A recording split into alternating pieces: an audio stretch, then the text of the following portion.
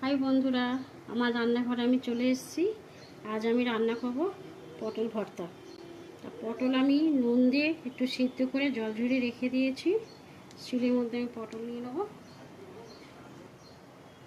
দুটো কাঁচা লঙ্কা দেবো, যে যেমন ঝাল খাও।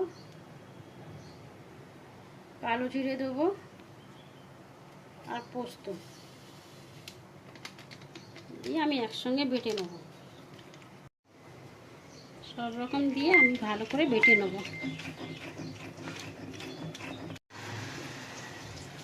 পটল আমি বেটে নিয়েছি, এবার এর মধ্যে কাঁচা সর্ষে তেল দেবো।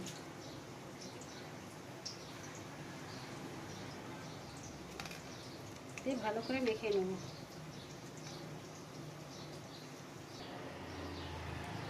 নুন দেবো, সিদ্ধ করার সময় নুন দিয়েছি, এই অল্প করে দিলাম। একটু ওপর দিয়ে তেল ছড়িয়ে দেবো।